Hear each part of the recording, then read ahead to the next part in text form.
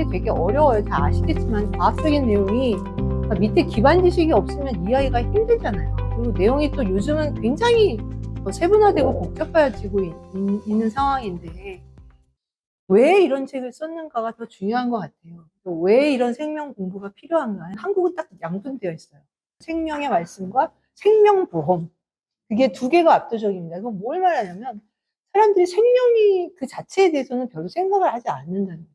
생명을 굉장히 뭔가 비물질적이고 신비스럽고 막 영적인 이런 걸로 보거나 아니면 굉장히 돈으로 환산되는 가치로 보거나 그 중간이 없는 거예요. 정확하게 생명을 이해하고 있지는 못하구나 그런 생각이 들고 생명이 뭔가 사실 생각을 해보면 제가 좋아하는 잘 쓰는 건데 별에서 온 그대 뭐 이런 얘기를 많이 하는데 왜냐면 생명이 물질이거든요. 결국 이거 다 물질에서 나온 건데 여기에 물질 뭐 대표적인 물이고 뒤에 나오겠지만 뭐 단백질, 탄수화물, 지방 뭐 이런 걸로 되어 있는데 이 우리 몸에서 굉장히 중요한 기능을 하는 중요한 원소들은 보통 우리가 사는 게 태양계잖아요. 태양계 정도의 별에서는 만들어질 수 없는 원소들이에요. 그러니까 별이 그 생성되고 죽는 거를 반복하는 과정에서 만들어진 커다란 원소들. 예를 들어서 철 같은 거는 우리가 산소를 운반할 때 굉장히 중요한 역할을 하잖아요. 헤모글로빈에서. 네, 그 철, 뭐, DNA에 나와 있는 인체소 굉장히 중요한 거, 마그네슘, 이런 것들 별에서 왔다는 거죠. 그 물질 기반인데, 근데 생명체는 굉장히 이런 물질만으로 설명할 수 없는 어떤 창발적인 특성을 가지고 있잖아요. 그래서 이런 창발적인 특성을 갖는 것들이 어떻게 지구에서 한 번 우연히 생긴 거죠. 그래서 그 한 번 우연히 생긴 것과 계속 리프로덕션 되고 이제 진화하면서 오늘날까지 왔는데, 이런 생명체가 특성은 이제 보통 주로 얘기하는 게 생로병사고 진화, 창발 이런 얘기를 하는데 특히 옛날부터 생로병사 얘기는 많이 했었는데 생명체의 본성이 아닌 세상을 우리가 갑자기 살게 된 거예요. 그래서 이런 변화에서 우리가 이 생명을 어떤 가치관으로 받아들여야 될까 뭐 이런 고민이 있는 거죠.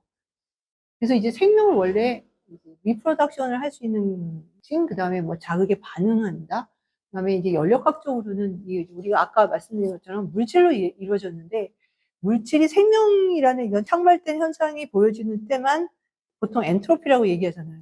원래 우리는 되게 무질서한 쪽으로 가야 되는데 무질서한 쪽으로 가지 않고 질서를 유지하는 이 상태를 유지할 수 있는 그 동안이 생명이 있는 동안이고 그렇게 할 수 있는 거는 에너지를 계속 소비하기 때문이죠. 그래서 이제 생명이 닫힌 게이면서 열린 게다 이런 얘기를 하는데 재미있는 거는 하나의 관점만 갖고는 생명체를 다 설명할 수가 없어요. 한 가지 특성을 갖고 이게 생명체의 특징이다라고 얘기할 수 있는 건 없어요. 생명체가 어디까지 가야 되느냐의 질문은 굉장히 복잡해지고 있는 상황이에요. 예를 들면 요새 인공수정한 다음에 아기를 얼려놓는 경우가 굉장히 많거든요. 그러면 거기에 지소 탱크통에 얼려있는 그 엠브리오는, 배아는 생명인가요? 아닌가요? 애매하잖아요. 제가 아는 분은 그렇게 5년 얼렸다가 다시 착상해서 아기를 낳은 경우도 있어요. 그렇게 많이 하거든요. 그러니까 보통 배아를 몇 개를 만들거든요. 그때 하나만 착성시키고 나머지를 얼렸다가 두 채를 낳고 싶다 그러면 걔를 다시 착상을 시켜서 낳는 경우들이 있어요. 그러니까 이런 테크놀로지가 없었으면 고민하지 않아도 되는 여러 가지 이슈들이 여기 이제 담겨 있는 거예요. 그래서 이제 제가 늘 잘 얘기하는 건데, 게타카 영화 다 잘 아시죠? 여기에서 이게 이제 나오는 세계, 그러니까 유전 정보에 따라서 우리가 이 유전 정보를 임의적으로 조합할 수 있는 애를 디자이너 베이비라고 얘기하잖아요. 1997년에 나왔어요. 제가 미국에서 이제 학위하고 막 한국에 들어왔을 때인데, 근데 이게 완전 공상과학 영화였거든요. 근데 이게 이제 공상과학 영화 아니잖아요, 더 이상. 그러니까 이 테크놀로지가 다 가능해진 거고, 주라식 파크도 마찬가지고, 맘모스 재생 프로젝트 하고 있잖아요. 벌써 한 7년 넘었기 때문에 이제 2025년까지 끝난다는데, 이런 식으로 세세포의 핵을 취환해서 유사한 동물의 액을 이용해서 착산시켜서 멸종 동물을 부활하는 테크놀로지가 가능하거든요. 이런 것들이 이제 기술적으로 다 가능해졌고, 이미 아주 오래된 얘기죠. 2011년에 타임즈가 2045년이 되면 이모탈해진다. 제가 이때 80살이거든요. 그럼 80살 되면 이모탈해져야 되나?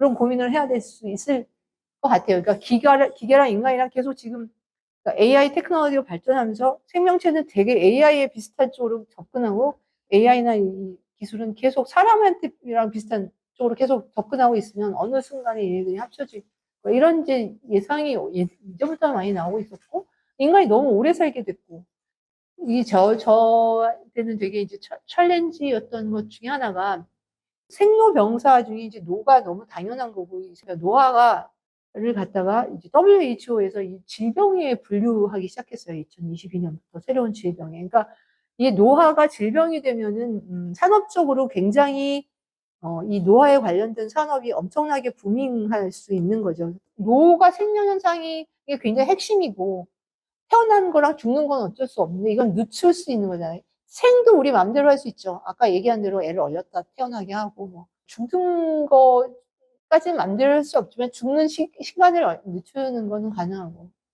병 걸리는 거는 뭐 거의 병을 치료하는 쪽으로 많이 가고 도대체 생명체는 뭘 갖고 특징으로 얘기를 해야 되지?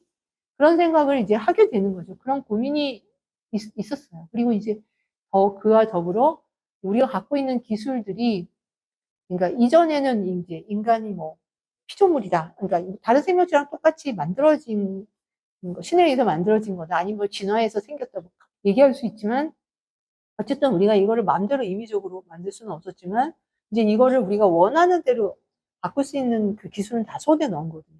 인간을 포함해서 모든 생명체를 다 마음대로 조절할 수 있는.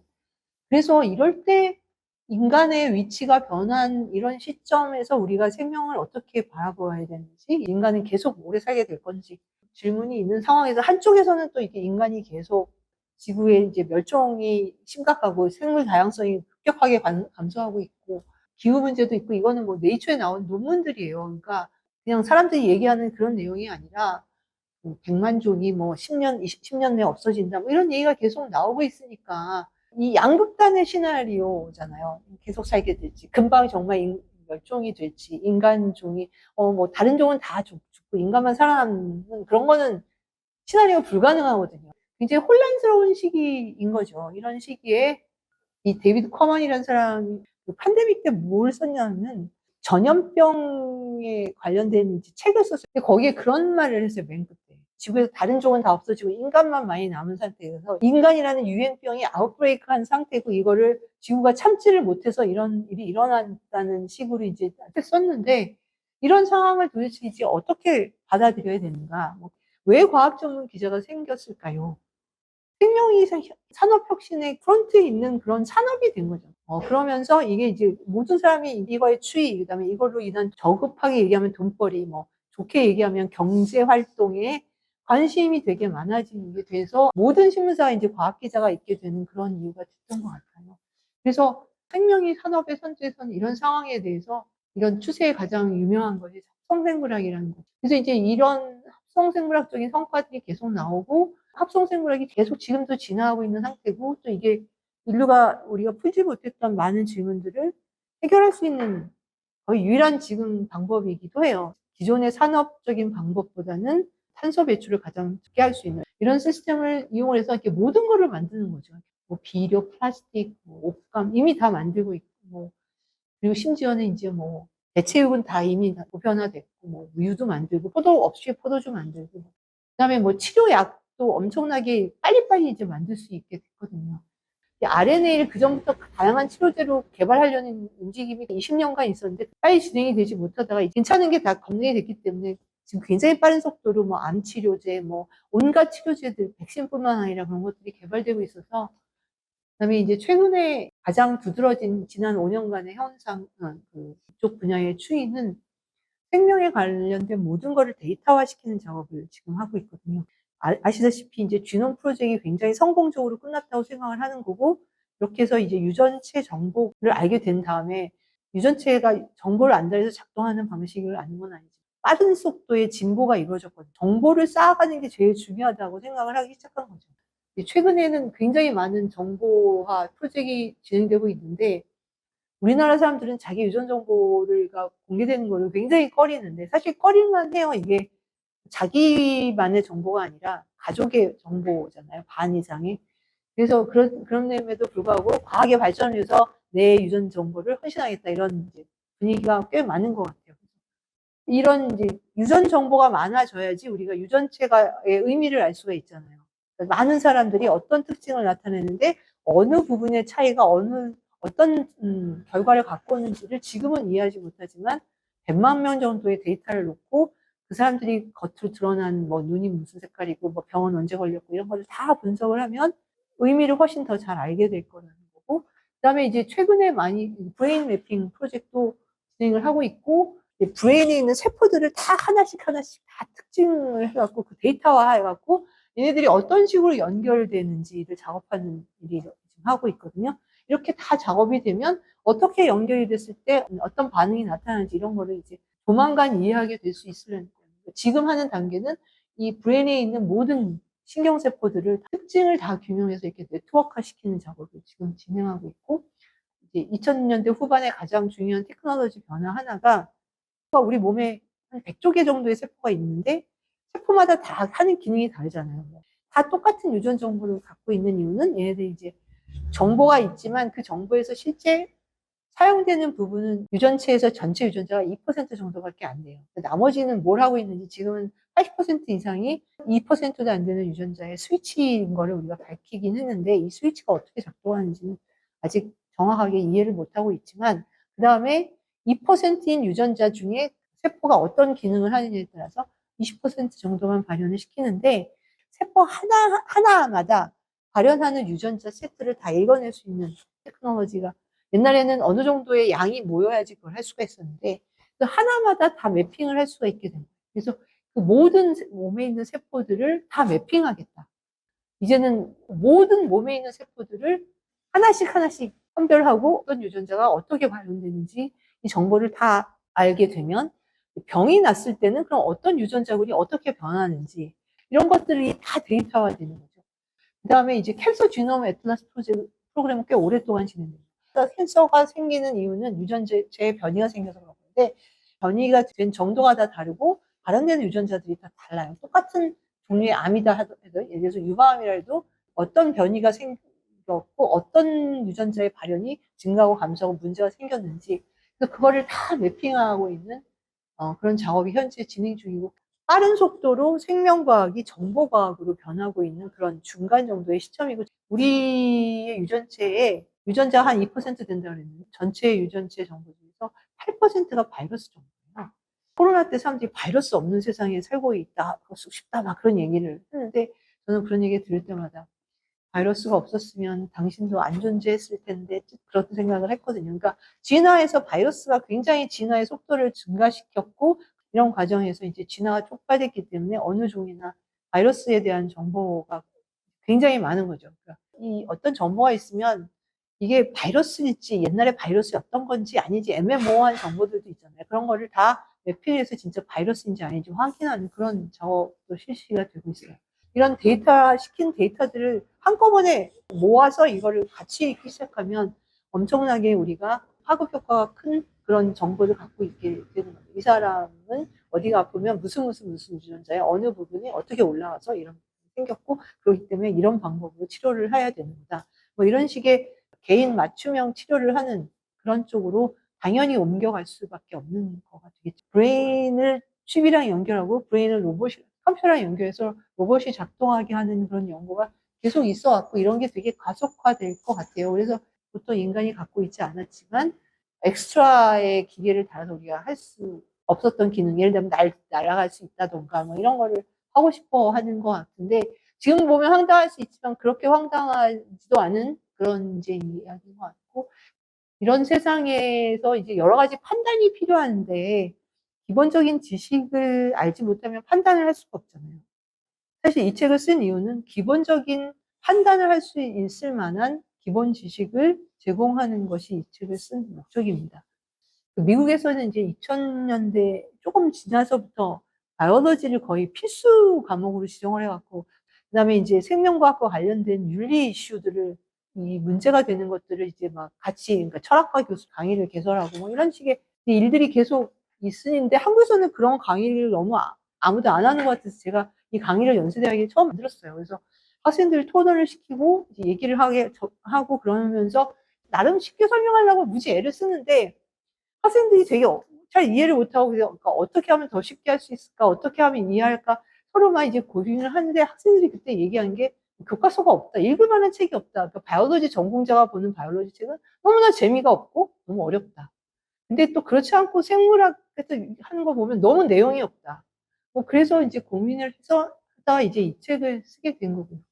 그래서 이제 이거를 17개의 그 질문을 추려갖고 책이 낸 거고, 그다음에 이제 이런 기본 정보를 중심으로 해서 이제 생명과학과 관련된 기술이 너무 빨리 그 발전을 하니까, 너무 빨리 변하니까 저희 사실 전공자도 이걸 다 따라가기가 정말 헉헉거리거든요.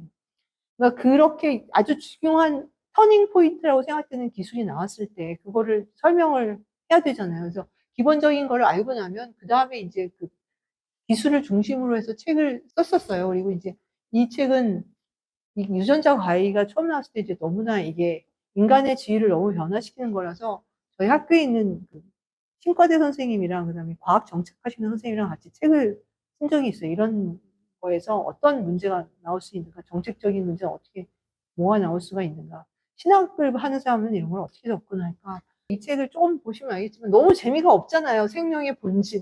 그래서 딱 들어도 너무 재미가 없지 않아요. 그러니까 이걸 풀어서 뭐 생명은 어떻게 만들어졌을까 뭐 이렇게 얘기해도 너무 재미가 없어요. 무엇으로 만들어져 있을까. 그래서 너무 재미가 없어요. 그래서 제가 사실은 대학교 다니기도 전에 그 영시를 쓰려고 애를 썼어요. 그래서 예를 들자면 뭐 제일 처음에 생명이란 무엇일까 얘기할 때는 그 엘리엇의 그 황무지의 맨 앞에 그 4월은 잔인한다는 그거가 거기에 이제 생명 얘기를 처음에 하고 있는 거잖아요.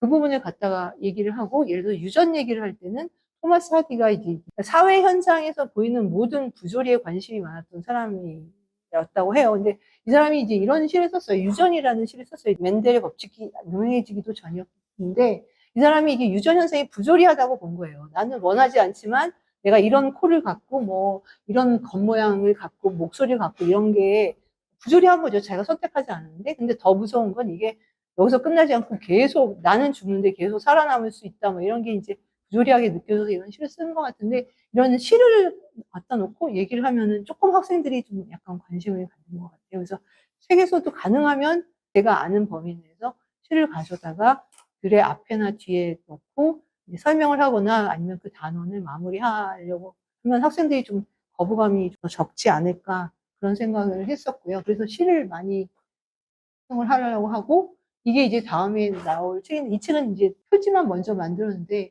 이거는 요새 이제 RNA라는 컴파운드가 굉장히 중요한데, 이 RNA를 제대로 설명하는 책이 없어요. 근데 이 RNA까지 얘기가 가면 정말 좀 더 과학적인 지식이 필요하거든요. 그래서 제가 생각하기에 이거는 정말 이 판을 찍을 수 있을까도 의심이 돼요, 제가. 제가 그래서 사이언스 북스한테 이 책 내지 말자.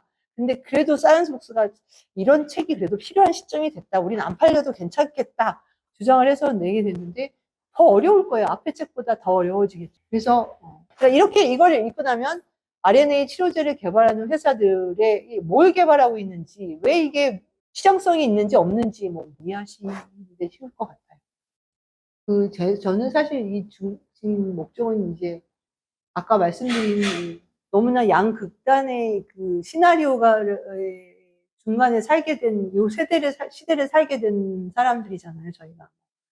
젊은 세대들은 뭐 인류가 멸망한다고 생각하면서 막 이제 굉장히 지구 문제에 훨씬 더 관심이 있는 것 같고, 또 한쪽에서는 너무 인간이 생로병사도 다 극복할 수 있다 이런 막 인간의 욕망을 계속 부추기는 그 양극단에서 생명에 대해서 어떤 세계관을 가져야 될까? 기존에 우리가 갖고 있던 생명에 대한 개념 같은 것들이 어떻게 그 수정이 돼야 되나?